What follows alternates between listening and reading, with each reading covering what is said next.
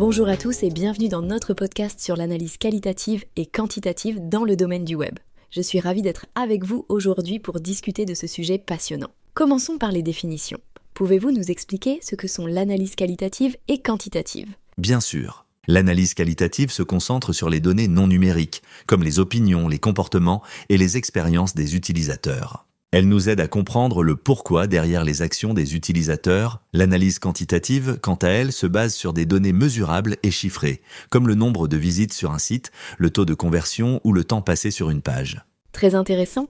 Pouvez-vous nous en dire plus sur les différences entre les données qualitatives et quantitatives ? Absolument. Les données qualitatives sont descriptives et subjectives. Elles nous donnent des informations riches et détaillées, mais difficiles à mesurer. Par exemple, les commentaires des utilisateurs sur l'expérience d'un site web. Les données quantitatives, elles, sont objectives et mesurables. Elles nous fournissent des chiffres précis comme le nombre de clics sur un bouton ou le taux de rebond d'une page. Je vois. Quelle est l'utilité de ces deux types d'analyse dans le domaine du web ? L'analyse qualitative nous permet de comprendre en profondeur les besoins et les motivations des utilisateurs. Par exemple, elle peut nous aider à identifier pourquoi les utilisateurs quittent un site sans effectuer d'achat. L'analyse quantitative, elle, nous donne une vue d'ensemble des performances du site. Elle peut nous montrer combien de visiteurs nous avons, d'où ils viennent, ou encore quelles pages sont les plus populaires. C'est très clair. Maintenant, quand devrait-on utiliser chaque type d'analyse dans le cycle de vie d'un projet web ? L'analyse qualitative est particulièrement utile au début d'un projet, pour comprendre les besoins des utilisateurs et définir les fonctionnalités du site. Elle est aussi précieuse pour évaluer la satisfaction des utilisateurs après le lancement. L'analyse quantitative, elle, est cruciale tout au long du projet. Elle nous aide à mesurer les performances, à identifier les problèmes et à prendre des décisions basées sur des données concrètes. Très bien.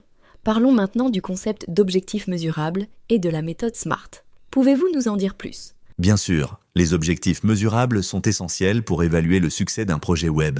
La méthode SMART est un excellent outil pour définir ces objectifs. SMART signifie spécifique, mesurable, atteignable, pertinent et temporellement défini. Cette méthode nous aide à créer des objectifs clairs et réalisables. Pouvez-vous nous donner un exemple concret d'application de la méthode SMART à un objectif de performance de site web ?